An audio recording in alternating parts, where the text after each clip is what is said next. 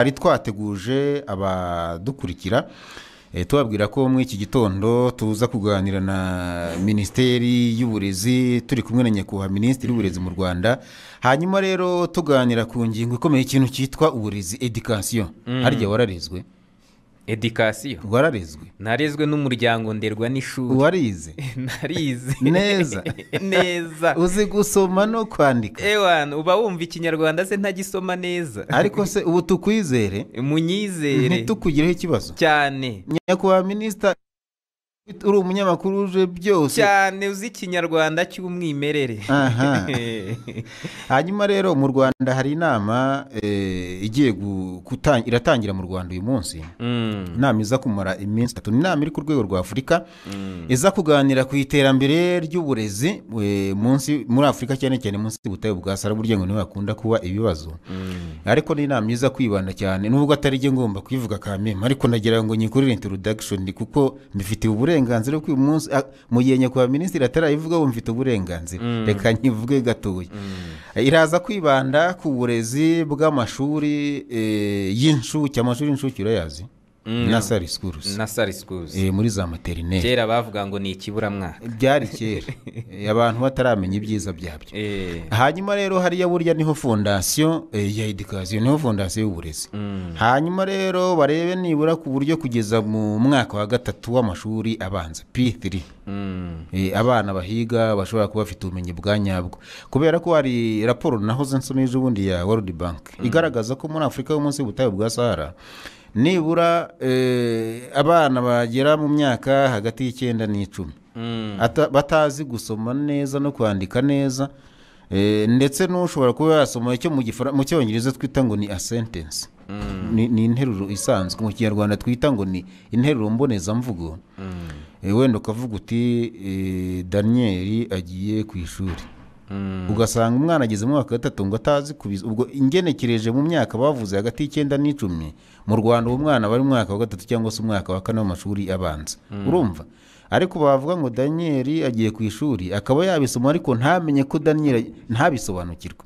Inama rero urebye ubwo nibyo iza kuza kuba yigaho kugira ngo iki cyuho kibe cyavaho. Hanyuma ariko twe nk'u Rwanda ubwo turareba, ari nayo mpamvu twahamagaje Nyakubahwa Minisitiri kugira ngo turebe mu Rwanda baraza gukora iki nk'igihugu kugira ngo uburezi bw'ibanze, ubwo ni inshuke n'amashuri yabanze nimwe kugeza mu mwaka wa 3 buze kuba ari umusingi wa nyawo koko w'uburezi bwo mu Rwanda, ku buryo umwana urangije nibura ayo mashuri aza kuba ari umuntu wizewe ko najya mu wa 4 akazakomeza ageze no muri kaminuza nta kibazo, cyane ko tumaze iminsi tunagaragaza dufite n'ibimenyetso apana kuvugira mu cyuka ko hari n'abantu barangiza muri kaminuza yewe n'ikinyarwanda atazi kucyandika. Cyane twakunze kubibona. Nibyo rero tugiye kuganira kugira ngo turebe icyerekezo cy'u Rwanda, ariko ntabwo ari u Rwanda gusa. Iyo tuvuze u Rwanda ese ninde? Ubwo ni Minisiteri n'ababyeyi n'itangazamakuru. Reka twakire rero Nyakubahwa Minisitiri w'Uburezi Joseph Nsengimana kuri aya meza yacu y'ubusesenguzi. Nyakubahwa Minisitiri turabakiriye. Murakoze cyane. Hanyuma kandi ubwo tubahaye n'ikaze mu kiganiro cyacu. Nandi mu nkivugiramo ibyo nishakiye. Ubu turakira ngo mu gifungure noneho ku mugaragaro mukomoza wenda gato cyane kuri politike wenda y'uburezi, cyane cyane ubwo bw'ibanze abana b'amashuri y'incuke. Ndimo mvuga ahangaha mu mashuri y'incuke wenda n'amashuri abanza, ariko wenda tugarukire muri P3 kugira ngo tuze gusa nabihuta cyane ko twamenye ko mufite n'umwanya muto cyane tutaza kurangizanya kino kiganiro, kugira ngo nibazo bike wenda tuza kubasha kwakira muze kugira umwanya kubisubizanya kuba Minisita. Murakoze. Nashimye uburyo wabisobanuye kandi wabivuze kuko nibyo. Nk'uko mwabivuze, iri huriro riraganira ku byerekeye uburezi bw'ibanze. Ngira ngo wowe tuvuze bw'ibanze birimo ubw'inshuke buriya bwavuze nyine bwa P1 to P3. Sibyo? Ngira ngo aho ngaho niryo fatiro ry'uburezi. Iyo rero umwana atize neza muri icyo gice n'ibikurikiyeho ntabyo ashobora kwiga. Niyo mpamvu ari ngombwa kandi bishishikarijwe kugira ngo turebe uburyo icyo kibazo tugikemura, akandi tukabirebera ku buryo ku rwego rwa Afurika.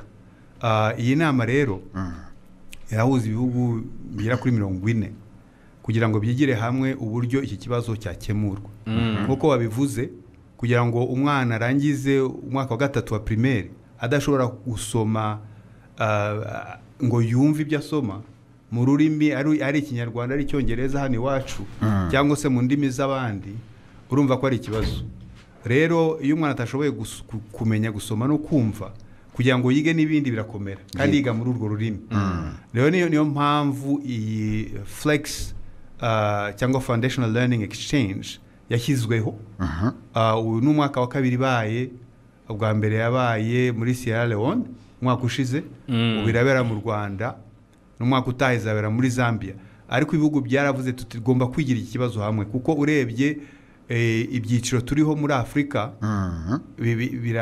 biteye ubwoba nko kubona abana bagera kuri 90% muri icyo kibazo wavuze badashobora gusoma ngo bumve ngo basobanukiwe n'ibyo basomye biteye impungenge rero turahura tukigira hamwe tukareba aho byashoboye kuba byarakunze abakora neza bise babigenjeje bate abadakora neza ingorane n'izihe kugira ngo tubyigire hamwe turabwe twabonera igisubizo kuri urwo rwego niyo mpamvu rero iyi nama iriho irabera none se nyakubahwa minisita nahoze mvuga ko iyo mibare ni imibare ya World Bank banki y'isi namwe mu Rwanda abantu mufite uburezi mu nshingano natwe icyo kibazo natwe iyo murebye muzanga tugifite hahandi muvuga muti rwose natwe ntabwo bwikera kabiri kirahari koko kuko urebye nk'imibare tureberaho usanga twebwe yene ntabwo tugeze kuri urwo rugero rw'ahandi turi imbere gatoya ariko natwe turacyari inyuma urebye mu bizamini twagiye dukoresha usanga yenda tugeze nko kuri purusa 38 mu cyongereza abana bo mu mwaka wa 3 bashobora kuvuga ngo barasoma bakumva bagasobanukirwa n'ibyo basomye turi kuri purusa 38 wabishyira mu kinyarwanda tukazamuka tujya kuri 80 purusa 83 ariko urumva nk'umwana w'umunyarwanda wize ikinyarwanda avuze ikinyarwanda avutse avuga ikinyarwanda akajya mu amashuri y'incuke nk'uko wabivuze akajya mu mashuri y'ibanze imyaka 3 yakagombye kuba asoma kumva tugaya ku rwego rwo hejuru mu kinyarwanda rero kandi icyongereza ni rwo rurimi bakoresha kwiga wiga imibare wiga ibindi rero niba utumvise urwo rurimi kugira ngo wumve n'ibindi uriga muri urwo rurimi birakomeye nabyo ni ikibazo ikibazo ni umwana ku giti cye cyangwa ikibazo n'umwigisha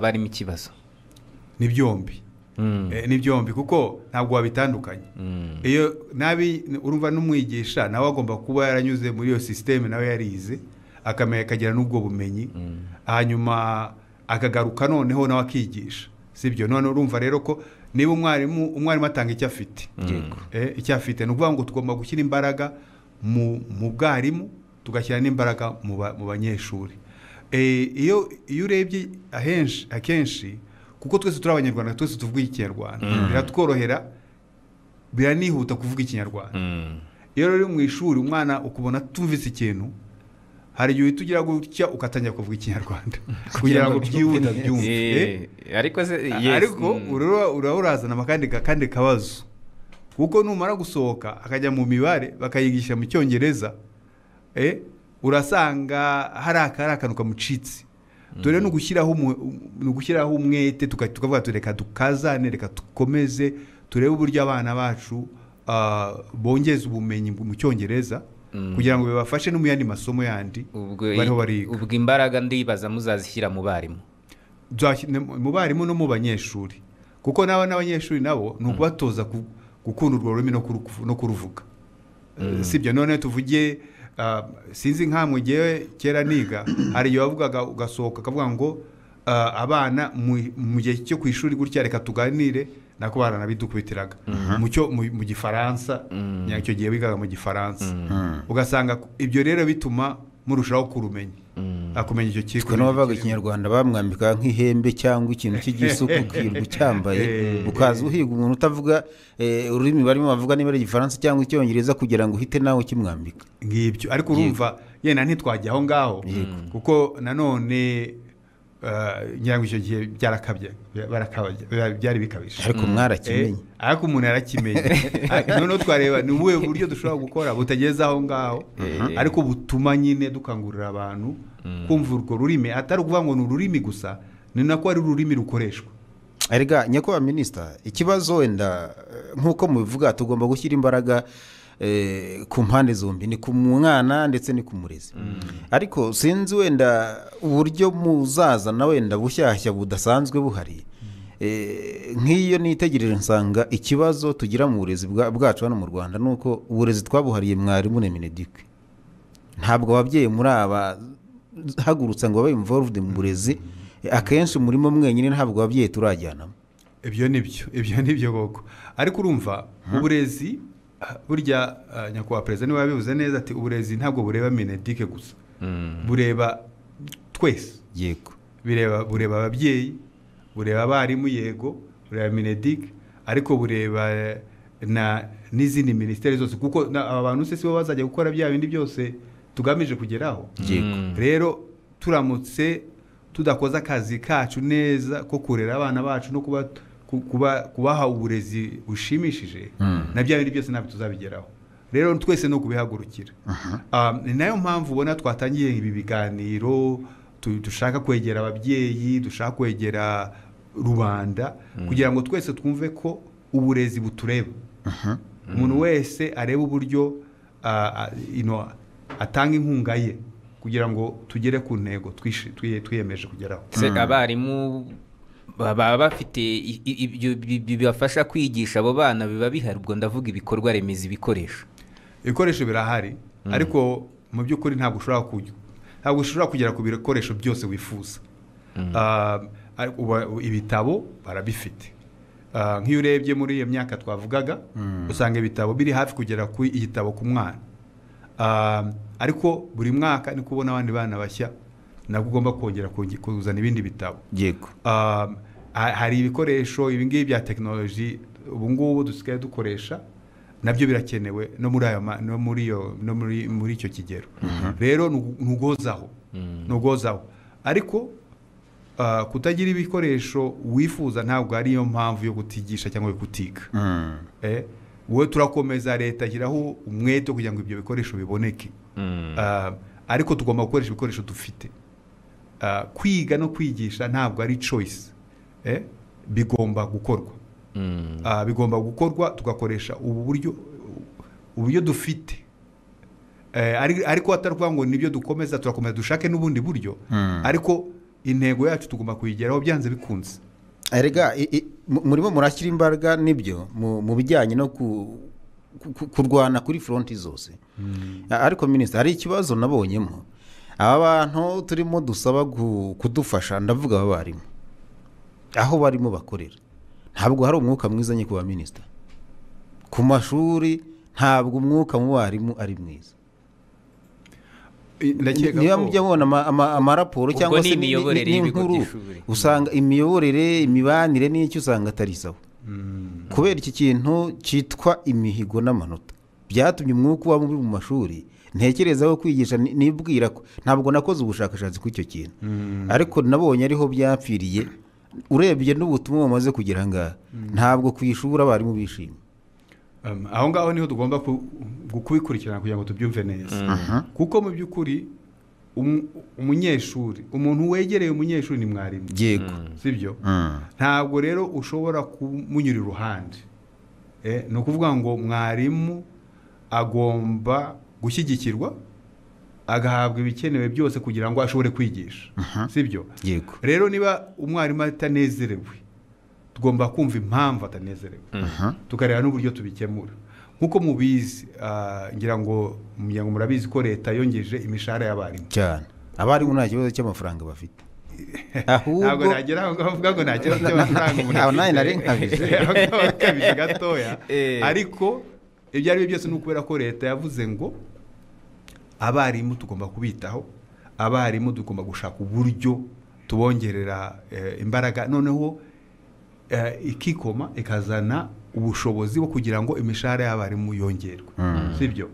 Iyo ni ikintu kimwe kigaragaza ko leta yashaka uburyo ikemura ikibazo cy'abarimu ariko amafaranga ntabwo ahagije na working environment nayo muyirebeho. No tushaka rero no kureba no kuvuga ngo urazi ko leta yubatse ibyumba by'amashuri menshi cyane mu gihe cya covid. Yego. Ibyo ngibyo byari kugira ngo tugabanye umubare w'abana mwarimu yigisha. Sibyo? Ibyo bishobore kumworohereza akazi. Birahagije se oya. Turacyafite n'abana murazi ko tugira double shift mu myaka ibanza ya primaire. Ubu rero icyo dushaka kugeraho ni ukugira ngo muri iyi myaka 5 iri imbere dukureho double shift. Dushaka amashuri ahagije, ibyumba by'amashuri bihagije kugira ngo double shift iveho. Mwasanze harimo imbogamizi iyo double shift irasaba iki? Irasaba kugira ngo iveho. Irasaba ibintu bibiri. Irasaba ibyumba by'amashuri, igasaba n'abarimu. Yego. Urazi ko ubu ngubu tunyujije muri TTC turiho turaforma abarimu benshi. Yego. Hari na section rwose ireba ku byerekeye abarimu bigisha mu mashuri y'ibanze. Ubwo rero iyo mibare izagenda izamuka. Na leta rero yashyiramo imbaraga zo kubaka aya mashuri. Kugira ngo tugende tugabanura. Urazi ko mbere double shift zageraga muri P6. Ariko ubu ngubu tugenda zimanuka ahenshi uretse amashuri make yasigaye muri P4, P5, P6 ariko akenshi double shift zisigaye muri P1, P2, P3. Ubwo rero kukomeza tugenda tugabanya kugeza igihe double shift zizava burundu. Ubwo no kugira ngo iki umwarimu abone abanyeshuri bake yahagarimiye abana bake ashobore kubakurikirana. Turaza kumufasha se ko abanyarwanda natwe dushinjwa ko tubyara cyane mu byara birenze ubushobozi bw'igihugu. Ndakeka ko mu by'ukuri bavuga abantu nyine bagomba kubyara uburyo babishoboye. Yego. Ariko ntabwo nkeka ko turagera ku rwego rwatuma tujya muri za policies nk'izo muri China yo kuvuga ngo ubyara umwana umwe gusa ngo akabera umusorere. Ntabwo turagera aho ngaho. Ariko si ukuvuga ko nanone dukwiye kubyara abana 10 n'abangahe. Yego. Umuntu agomba kumenya ubushobozi bwe. Ariko abana b'abanyarwanda dufite iyo leta n'abana ba leta n'abana b'igihugu tugomba gushaka uburyo tubarera. Hanyuma se ugiye kureba wenda mu bijyanye n'aya mashuri mato turimo tuvuga, reka turebe wenda nko mu mashuri wenda y'incuke by'umwihariko. Nka leta y'u Rwanda ifite gahunda ki ku bijyanye no gufasha formation mu mashuri y'incuke, kuko uyu munsi ahangaha ndashaka kuvuga ntanga n'ingero kugira ngo mbafashe n'uburyo mu duhe ibisobanuro wenda binumvikana ku muntu wese. Iyi politiki ya ECD hanze ahangaha twayifashe nk'ahantu ababyeyi dusiga abana tuzi ko hari umuntu uri bubiteho bakarya, ariko ibyo kwigisha ntabwo biratangira. Birumvikana kuko urebye cyane cyane nk'ababyeyi bakora.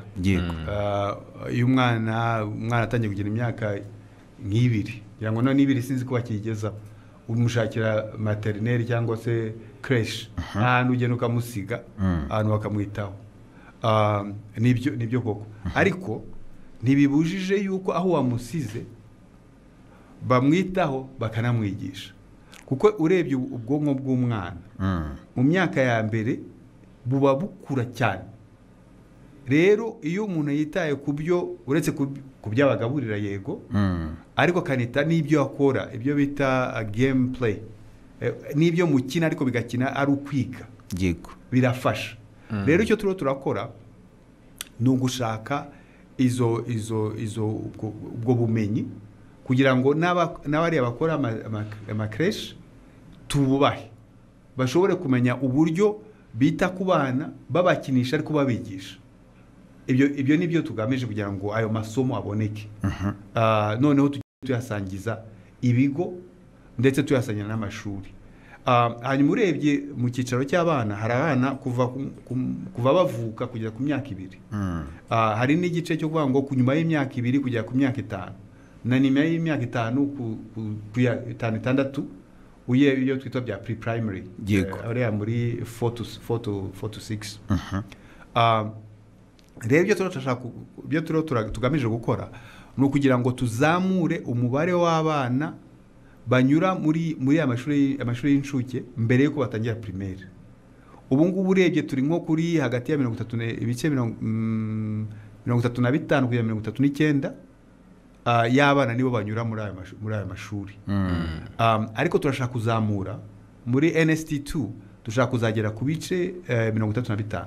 ubwo abo bandi baba bari he nyakubahwa minisita? Abandi ibyo bice birimo binyuramo uyu munsi, ibyo bice bindi bisigaye ngo byuzure 100, abo bandi baba bari muhira bakaza ku ishuri bajya muri premier primaire muri ya myaka 7 agategereza imyaka 6-7 witajya gutangira ishuri agatangira ishuri. Ariko urumva abamaze kujya yasigaye. Ariko urumva niyo myaka, urumva igihombo tuba dufite cyagiye ubwonko bukura cyane, umwana nta stimulation, nta kintu wamuhaye. Nango najya muri primary ntabwo ashobora kuzakerereza se wa mwana wanyuze muri ya etape zose zindi byaye byose yabibonye wagasa n'ugeze mu mujyi bwa mbere bamwereka uko yambuka kaburimbo. Ahubwo wazavuna umwarimu. Nanjye ubwo nicyo nshaka gusa ndabizi. Yego nyine ni ukureba uburyo kurumva niba purisa 35 banyuze mu mashuri y'incuke, ni ukuvuga ngo purisa 65 ntibazinyuzemo, nibo benshi. Rero mwarimu areba uburyo abihuza, biramuvuna yego, ariko ni ukureba uburyo bihuza, kuko nanone ntabwo wavuga ngo purisa 55 ngo uravuga ngo nimwimenye.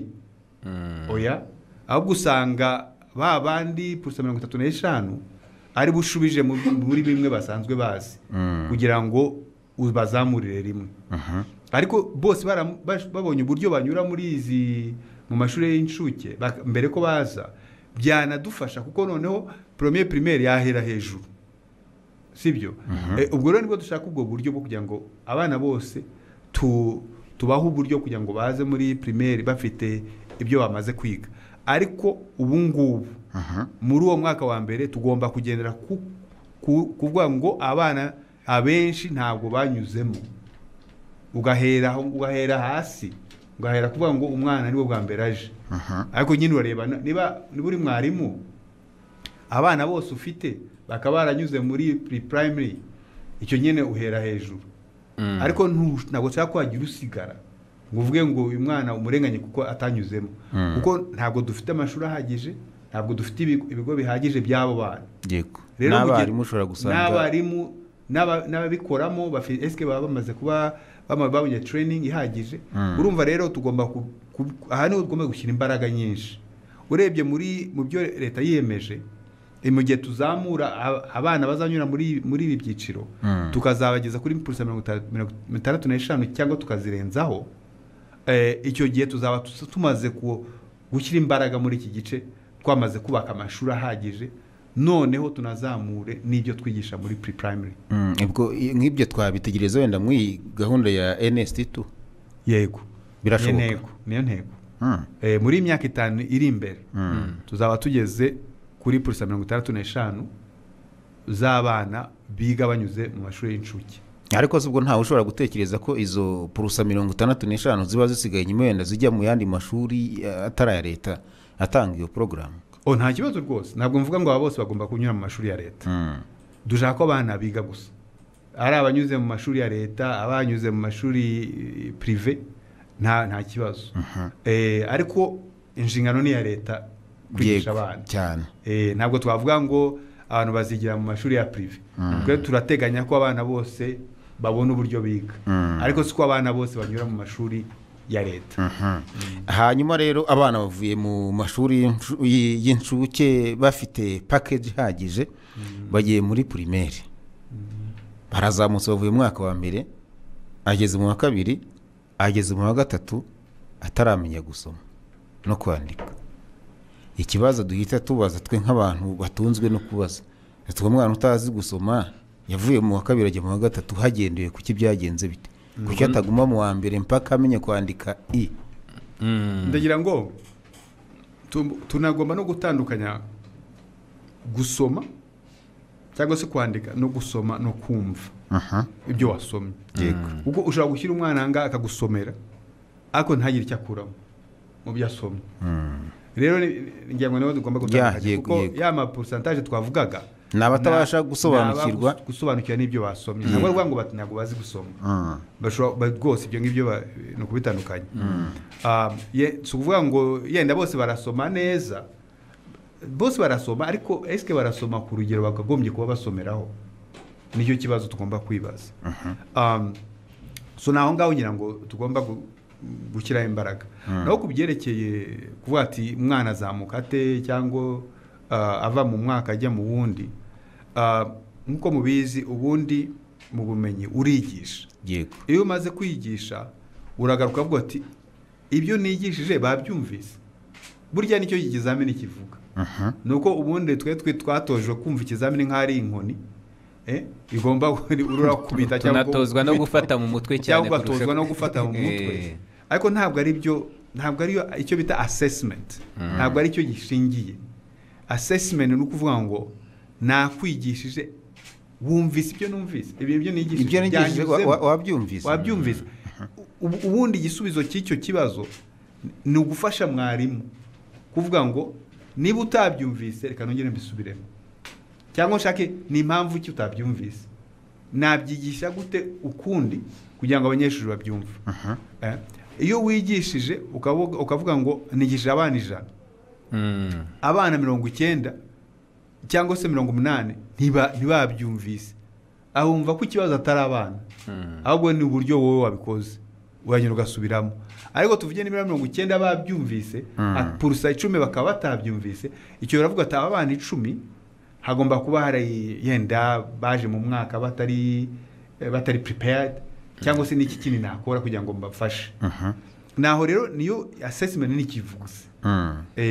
rero iyo turiho turigisha no kuvuga ngo mwarimu aravuga ati uyu mwaka twigishije uwa mbere turawurangije ikibazo ni aba bana bari yanyije uwa mbere bakagombye kuba bazi iki bamenye iki noneho wowe ugakora iyo assessment yo kugira ngo urebe niba koko babigeze babimenye abatabimenye tuvuge niba hari bake batabimenye bashobora no gusubiramo kugira ngo barusheho kungura uburezi rero ni no mu buryo dutekereza tugomba guhindura kugira ngo twumve ibyo bintu tubishyire mu mutwe minisitiri utarakomeza turagarutse turimo turaganira ku burezi ariko nk'uko nari nababwiye ko nyakubahwa minisitiri adafite umwanya munini cyane kuri aya meza kwari kugira ngo nyine aza twereke ko gahunda y'uburezi nyine turi kumwe twese gusa mbere yuko agenda tubazo nibura nka tubiri minisitiri ni ikibazo nakwita ko ari ikibazo rusange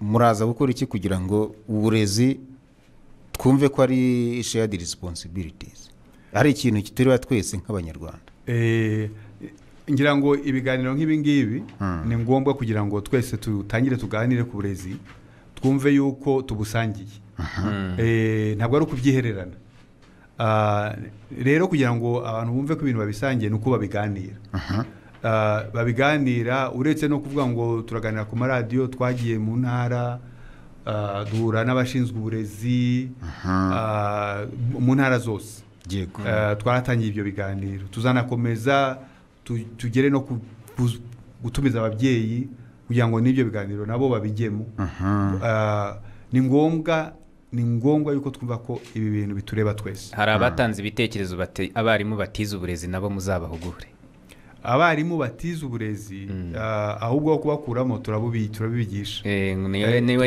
niwe nicyo yavugaga kubahugura noneho kuvuga ngo ureba abarimu kubera ko dufite abarimu benshi hari abarimu benshi bose barize ariko hari abatize uburezi cyangwa pedagogy ubu ngubu icyo turiho turakora ni ugushaka abo ngabo tukabahugura kugira ngo babwige kuko birabafasha mu kwigisha ku buryo mu byo tugamije ni uko abarimu bose baza bafite ubwo bumenyi kugira ngo bugire ariko twarabitabaje kuko umubare w'abana ni munini kandi aho kugira ngo abana bo kwiga byarutaho kugira ngo bagire umwarimu niyo yaba atarize uburezi ariko akabigisha ariko aba yarize kandi ni subject matter ni ukuvuga ngo niba yigisha imibare yaba yarize imibare agashobora kuyigisha ariko ntabwo dushaka ko yigisha imibare gusa ariko ko anamenye uburyo yayigisha. Yego. Niko karusho. Niyo mahugurwa ubundi akenewe.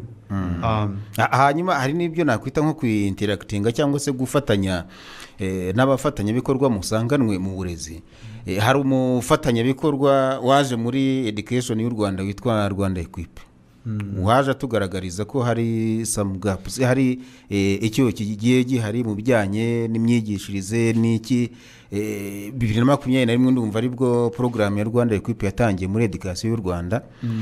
Hamwe na hamwe iyo ugiye kureba hirya no hino mu gihugu usanga abarimu abayobozi b'ibigo by'amashuri bati abo bantu baraje bazamura imyigishirize nibura y'icyongereza, abantu bavuga icyongereza. Uyu munsi ntabwo bazi niba iyo porogaramu ya Rwanda Equip iri muri education y'u Rwanda, ntabwo irimo. Abantu bazagumya ba benefiting cyangwa se bazagumya gukonsoma iyo porogaramu. Umufatanyabikorwa wanyu aracyahari wagaragaje ibyuho kandi akaza no kubikemura.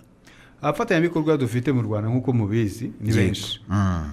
Umuntu wese azana ubumenyi bwe n'undi akazana ubwe tukabuhuza.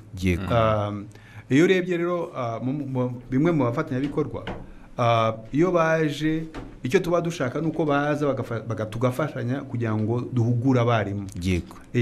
Ariko ntabwo uzasanga uburezi ari ukuvuga ngo umufatanyabikorwa niwe uzajya kubudukorera. Araza akaduha inkunga ze tugafatanya kugira ngo duteze imbere uburezi mu buryo busanzuye. Sibyo? Urebye rero nk'iyo umufatanyabikorwa wavuze Rwanda Equip yaje agafasha abarimu cyane cyane mu byerekeye nko gutegura isomo, uburyo rikorwa n'iki. Usanga hari ahantu henshi byagiye bifasha abarimu cyane cyane abarimu baba ntitwavuze batari bafite pedagogical background. Ugasanga rero ibyo ngibyo bibafasha mu gutanga amasomo. Izo nyigisho rero zirakomeza, abarimu barakomeza bakabikoresha muri iyo ntuza bagize. Ariko rero ibyo dukora ni ukuvuga ngo ibyo twize muri izi partnership turagenda tukazibikira muri TTC, hahandi twigishiriza abarimu. Noneho wa mwarimu akazasohoka bwa bumenyi bufite adakeneye kongera ku applyinga bya bindi wa wundi yazanye, ahubwo akaba yabyize akabigira ibye. Ni muri ubwo buryo dukomeza gukorana n'abafatanyabikorwa bose. Hari abibaza ngo umunsi wa mwarimu uzaba. Umunsi wa mwarimu uzaba ryari? Uzaba nta tariki mfite uyu munsi, ariko uzaba. Sebineze umunsi wa mwarimu mu Rwanda ko akenshi uba bitunguranye. Ko mba numva abarimu bacu ni benshi n'abantu dukunda uburezi turi benshi, ntitwanawitegurira ubwacu itariki ntigirenga. Ibyo nibyo koko tugomba gushaka umunsi tugira ngarukaho, aho kugira ngo uzahomeze uhinduka tugashaka umunsi tukawufixa. Uyu munsi ntabwo dufite, ni mu biganiro turakora. Ariko icyiza ngira ngo icyo dushaka gukora muri minisiteri ni uko nta kintu kigomba gutungurana. Nta kintu na kimwe kigomba gutungurana. Iyo hari umuntu ugomba gushyirwaho hakiri igihe, abantu bakabiganiraho, abantu bakitegura kugira ngo koko ducelebre umwarimu. Ntabwo rero ushobora ngo ejo tuzacelebre umwarimu, icyo ntabwo. Ariko tuzagaruka muri ibi biganiro tubabwire itariki ni ryari kugira ngo abantu babyitegure kuri ntuza. Hanyuma noneho tunigire hamwe ni uwo munsi wakagombye kuba yihe ukuwe kwezi, uyihe tariki ngarukaho kugira ngo bibe uwo munsi munazi buri mwaka twajya tugaruka kuri iyo tariki. Ni muri ibyo ngibyo turategeza twigaho. Bwana munyamakuru, nyakubahwa minisita yari yambwiye ko afite gahunda yihuta saa 2 yanga kwanga ubutumire. Yego. Reka natwe twe kumubera imfura gito, reka tumurekure tunamushimira. Hanyuma ariko yatwemereye ko tuzashaka undi mwanya urambuye tukaza breaking down education, abantu bose bagatanga ibitekerezo bakamubaza. Nyakubahwa minisita, mumve ko turagushimiye ko ubahirije ubutumire bwacu, reka tukuhora ugende. Hanyuma rero ubwo tuzafatanya na timu dusanzwe dufatanya muri Mineduc gutegura ibiganiro. Ubundi itariki nigera mwabonete tuzamenyesha abakunzi b'ameza y'ubusesenguzi kuri Radio Flash FM. mwakoze cyane kwitabira. murakoze cyane namwe kuntumira no kugira ibi biganiro ku burezi yego kuko ni ngombwa. Nanjye ndabemereye rwose tuzashaka umwanya tuganire birambuye kugira ngo yenda n'ababumva bashobore nabo guhamagara cyangwa nabo gutanga ibitekerezo byabo tuganire kuko biratureba twese. Rero ndabashimiye cyane ko mukora ibi biganiro ndetse na bagenzi banyu nabo bashobora kuba bakora ibiganiro mu yandi maradiyo na za televiziyo. Icyo mbijeje ni uko ubu ngubu minisiteri izajya ibegera cyane kugira ngo dukomeze ibiganiro mu buryo burambuye. Murakoze nawe minisitiri.